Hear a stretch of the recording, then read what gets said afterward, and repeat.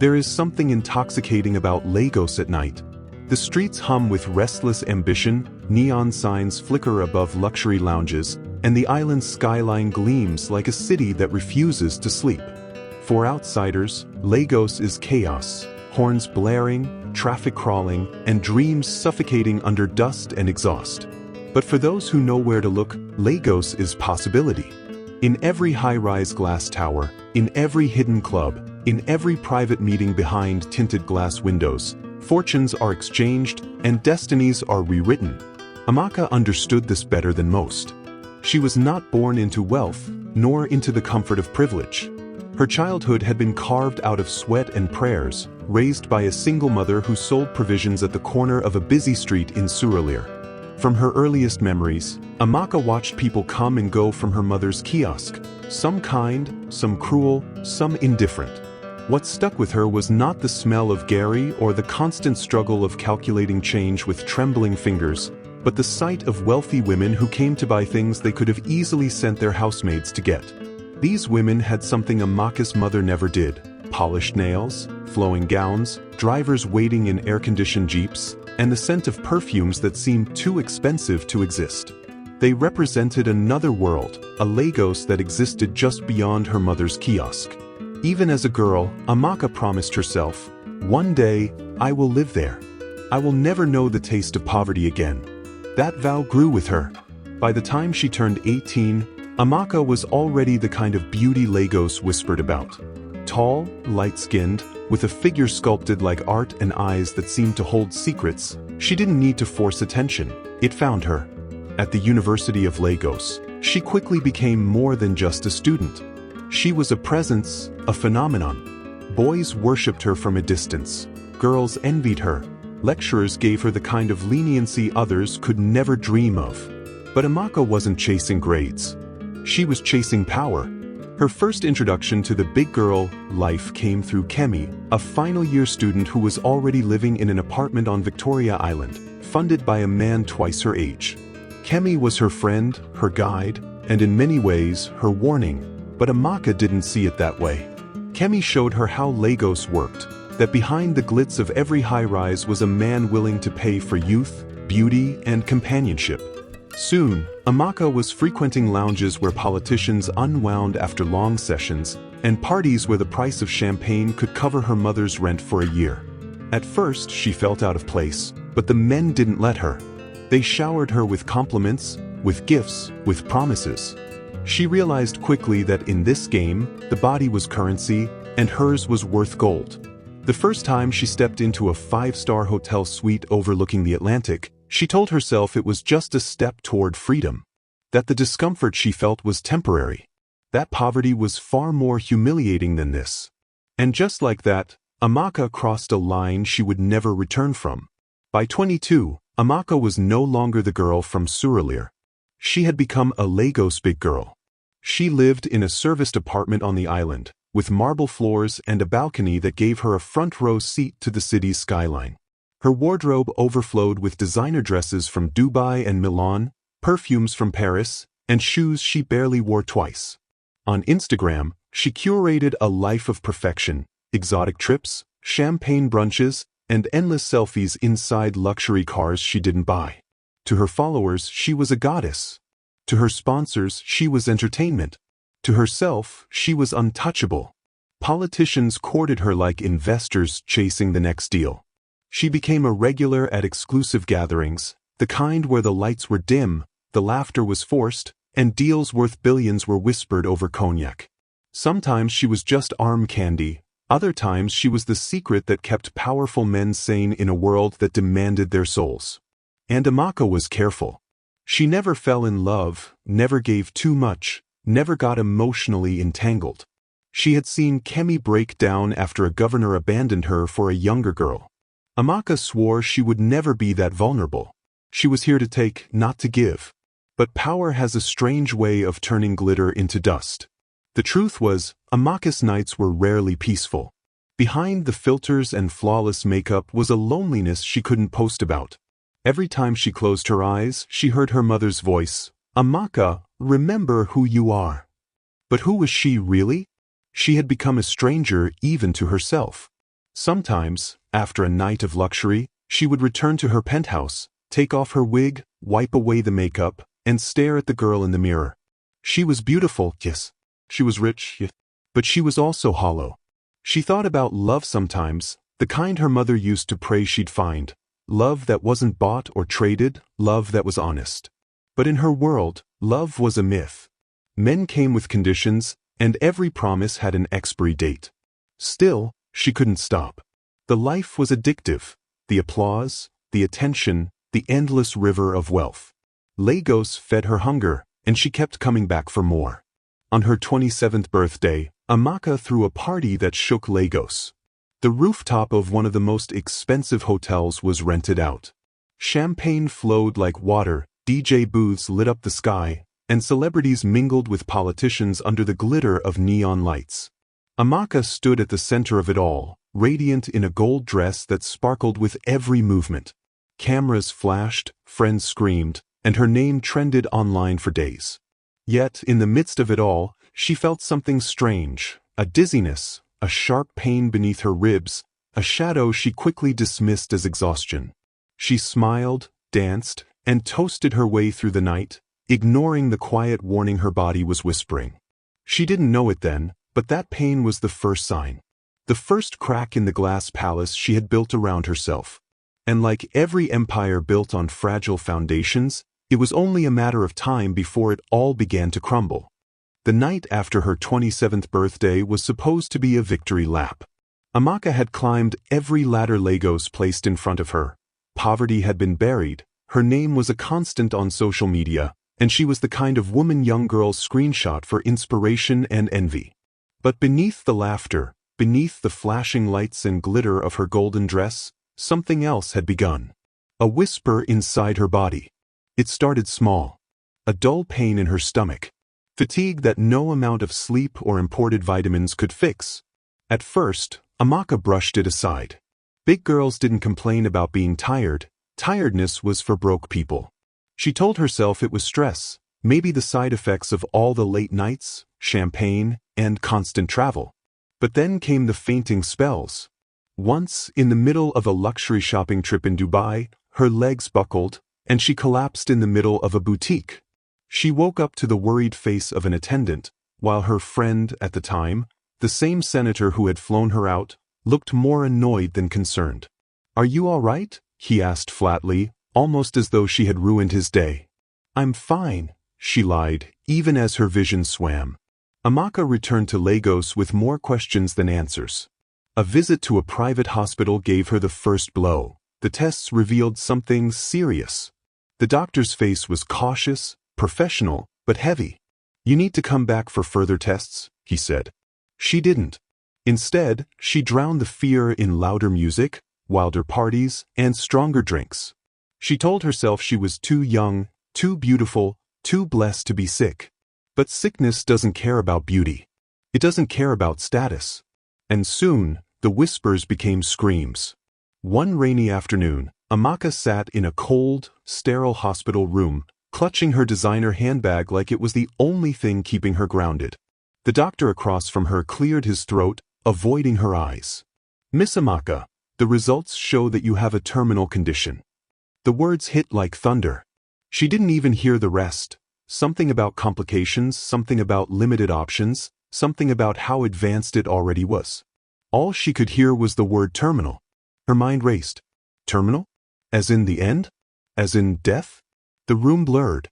Her heart pounded in her chest like it was trying to escape. For the first time in years, she felt powerless. All the designer clothes, the luxury apartments, the powerful men, none of it mattered. None of them could fight this for her. That night, she sat alone in her penthouse, staring at the Lagos skyline through floor-to-ceiling glass. The city lights twinkled like stars, mocking her. The laughter of her friends echoed in her memory, but her phone stayed silent. No one called. No one checked. For the first time in her life, Amaka understood what it meant to be truly alone. At first, she reached out. She called the senator who had once promised her the world. He picked up, listened for a minute, then sighed. "Amaka, you know I can't get involved in things like this. I'll send something small to your account. Take care." The line went dead. Others didn't even bother picking up. A few sent voice notes with empty encouragement. "You'll be fine, babe. Just rest, okay?" But she could hear the distance in their voices, the eagerness to move on. Her fellow big girls were worse. They started whispering about her, warning each other not to get too close. In their world, sickness was an inconvenience. Nobody wanted to be reminded that beauty fades, that death doesn't check bank balances. Within weeks, Amaka's penthouse became a prison of silence. The champagne glasses gathered dust. The phone that once buzzed with invites now lay cold on the table. Even Instagram, her escape, became torture. Her friends flaunted their new trips, their new sponsors, their new dresses. Life had moved on without her. And Amaka sat, staring at her reflection, wondering how the girl who once had everything could lose it all so quickly. Her health deteriorated fast. The pain grew sharper, eating at her strength. Her once glowing skin dulled, her body grew thinner, her eyes hollow. Makeup could no longer hide the truth. There were nights when she lay curled up in bed, clutching her stomach, whispering prayers she hadn't said since childhood. "God, please, not like this. Not now. Not alone." The penthouse felt colder each day. The luxury furniture, the marble floors, the panoramic views, all of it mocked her. They were trophies of a life that meant nothing now. She thought of her mother often. The woman she had distanced herself from, embarrassed by her simplicity, ashamed of her prayers and humility. Her mother had once warned her, "Amaka, there is a way that seems right to a person, but in the end, it leads to destruction." At the time, Amaka had laughed it off. But now, those words felt like prophecy. What hurt more than the disease was the betrayal.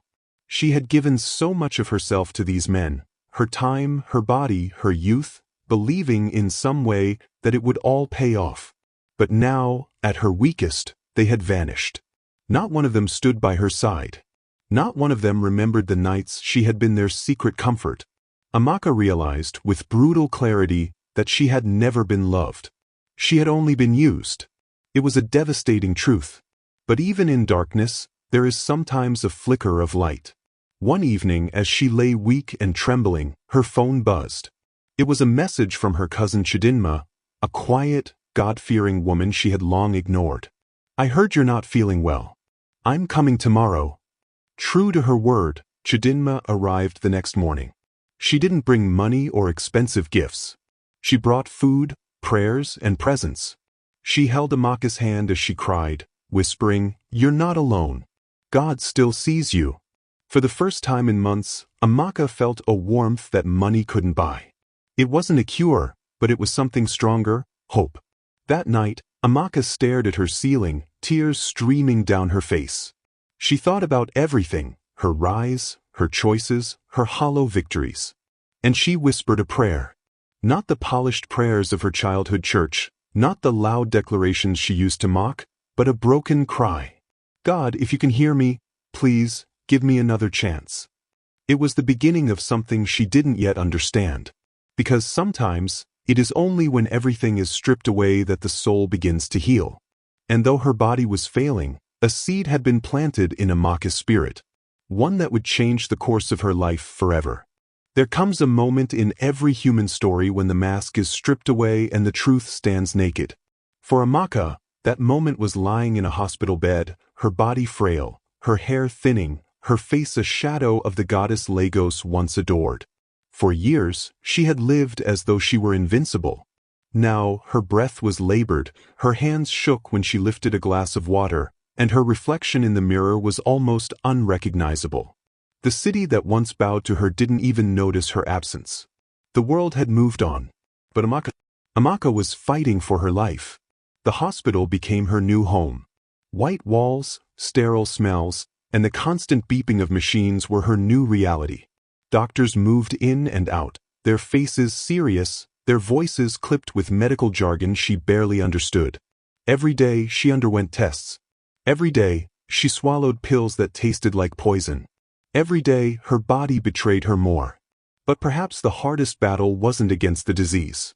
It was against despair. At night, when the ward grew silent and nurses retreated to their stations, Amaka would lie awake, staring at the ceiling. She thought about the life she had lived, the choices she had made. The private jets, the penthouse parties, the expensive perfumes, they all seemed meaningless now. None of them could buy her health back. Sometimes she wanted to give up. Sometimes she whispered, "God, just let it end. I'm tired." But every morning, when Chidinma walked in with her warm smile and gentle prayers, something inside her stirred. A fragile, trembling kind of hope. Chidinma wasn't the only one who showed up. Slowly, unexpectedly, a few others came. Her mother, aged, frail, but fierce with love, traveled from Surulere to sit by her side. She held Amaka's hand through the treatments, whispered scriptures over her, and reminded her of who she had once been. Even an old schoolmate, someone Amaka barely remembered, contributed money for her hospital bills. Strangers she had never met sent small donations through Chidinma's church group. These were not the rich men who had once showered her with cars and champagne. These were ordinary people, people with little to spare, but people who gave from their hearts.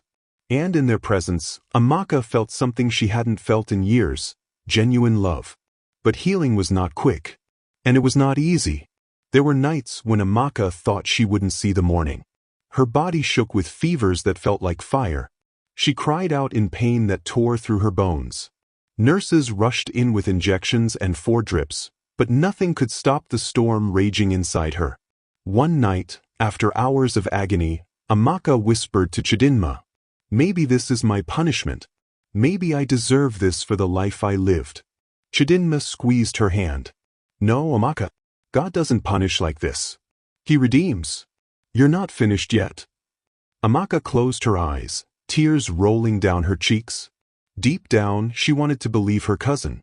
But the weight of shame pressed heavily on her chest. It was during one of those nights, dark, silent, with rain pattering against the hospital window, that Amaka broke. She had no strength left, no defenses, no pride. For the first time, she prayed not as a socialite trying to bargain with God, but as a broken woman begging for mercy. "I know I turned my back on you. I know I wasted everything you gave me. But if you can hear me, if you can give me another chance, please, save me." It was a prayer born not of ritual, but of desperation. And as the tears fell, a strange peace settled over her heart. Not healing, not yet, but peace. For the first time in months, she slept without fear. Recovery was not instant. It was a slow, grueling climb. Weeks turned into months. Some days she gained strength. She could walk a few steps, eat a little food. Other days she relapsed, sinking back into weakness. But through it all, something in Amaka changed. She began to see life differently. The nurses who checked her vitals daily were no longer just faces in uniforms. They were angels in disguise. The meals her mother brought, simple and homemade, tasted better than any Michelin star restaurant. The prayers whispered by strangers touched her deeper than the applause of any Lagos party crowd. She realized, painfully but beautifully, that life wasn't about what she owned. It was about who she was. One morning, months after her diagnosis, the doctors came with new test results. Their faces looked different this time, confused, astonished.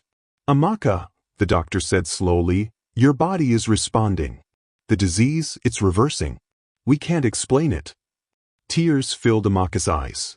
She didn't need an explanation. She knew what had happened. Her healing wasn't just medical, it was spiritual. The God she had cried out to in the night had answered. And for the first time in years, Amaka smiled. Not the practiced smile of Instagram. Not the seductive smile for politicians. But a genuine smile. Fragile, grateful, alive. Amaka left the hospital a changed woman. She was thinner, weaker, her body marked by scars of battle. But her spirit was stronger than it had ever been. She no longer craved penthouses or designer clothes. She no longer longed for the empty applause of Lagos nights. Instead, she longed for purpose. Because she knew now that life was more than survival, more than luxury. Life was a gift. And she had been given a second chance. The only question was, what would she do with it? When Amaka stepped out of the hospital gates, the Lagos sun felt different on her skin. The same city that once fueled her hunger for power and pleasure now seemed to whisper a new lesson: life is fragile, and every day is borrowed time. She wasn't the same woman who had walked into that hospital months earlier. Her body was weaker, her steps slower, but her heart was lighter.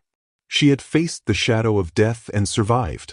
And survival had given her a new hunger, not for champagne, not for luxury, not for applause, but for meaning. Her first stop wasn't a penthouse, wasn't a lounge, wasn't a shopping mall. It was her mother's tiny apartment in Surulere. For years, she had avoided that home, ashamed of its peeling paint and cramped rooms. But now, as she sat on the wooden stool in her mother's kitchen, eating freshly made okra soup, Amaka realized it was the most peace she had felt in years. Her mother, tears brimming in her eyes, touched her face gently. "My daughter, you came back," she whispered. Amaka nodded, swallowing hard. "Mama, I was lost." "You were never lost," her mother replied softly. "You just took a long road. But God still found you." That night, Amaka lay on the thin mattress of her childhood bedroom, staring at the cracked ceiling. The old posters on the wall, the hum of the ceiling fan. It felt like coming home, not just to a place, but to herself. But peace alone wasn't enough. The more Amaka recovered, the more restless she became. She couldn't shake the memories of the hospital ward, the other young women she had seen there, some with no family visiting, some crying quietly when doctors delivered news as heavy as hers once had been. She thought of the younger girls still chasing the life she had once lived, believing that their beauty was their ticket to freedom, unaware of the trap waiting at the end. And she knew, deep in her bones, that she couldn't stay silent. One evening, as she sat with Chidinma on the balcony, watching the neighborhood children play, she spoke the words aloud. "I want to start a foundation." Chidinma looked at her, surprised. "A foundation?" "Yes. For girls like me, girls who think they have no choice but to sell themselves for survival. I want to help them find another way." Chidinma smiled. "Then that's what you'll do." At first, it seemed impossible. Amaka had no political connections anymore, no luxury sponsors, no endless cash flow. But what she had was her story. And her story was powerful. She began small. With savings from selling her designer clothes and jewelry, she rented a modest office space. She called it the Second Chance Foundation. Its mission was simple: to guide young women toward education, entrepreneurship, and self-worth. The first event had only 10 girls. Amaka stood before them, her voice trembling, her body still weak. She told them the truth, about the glitz, the emptiness, the sickness, the loneliness. "I lived the life you think you want," she said, her eyes scanning their young faces. "And it almost killed me. But I'm here today because God gave me another chance. And I want to make sure you never have to go through what I went through." The room was silent. Some girls wept. And Amaka knew this was her calling. Word spread quickly. Soon, schools invited her to speak. Churches called her to share her testimony. NGOs reached out, offering partnerships. Her story, once a source of shame, had become her greatest weapon. On social media, she returned, not with filtered selfies and designer bags, but with raw, unfiltered truths. She posted about healing, about choices, about hope. She shared pictures from her foundation's workshops, where young women learned skills like baking, fashion design, and digital freelancing. Slowly, her page became a beacon, not of wealth, not of lust, but of redemption. And the same Lagos that once whispered her name for scandal now spoke it with respect. One afternoon, as she sat in her modest office surrounded by files and plans for her next outreach, Amaka's phone buzzed. It was a message from a girl she had never met. "Auntie Amaka, I was about to give up. I almost made the same choice as you once did. But I found your video. You saved me. Thank you." Tears filled her eyes. For the first time in years, Amaka felt truly alive. Not because of wealth, not because of power, but because her pain had birthed purpose. Months turned into years. The foundation grew. Amaka grew with it. She never returned to the life of the Lagos big girl. She no longer craved penthouses or champagne. Instead, she found joy in seeing young women graduate from her programs, start businesses, and choose dignity over desperation. And every time she stood before an audience, sharing her scars, she remembered the hospital bed where she had once begged God for another chance. That chance had become a calling. That calling had become a legacy. Lagos still glittered at night, still tempted the ambitious with promises of wealth and power. But somewhere in that vast city, a woman who had once chased that very life now stood as a warning and as a light. Her name was Amaka, once a Lagos big girl, now a survivor, a healer, a guide.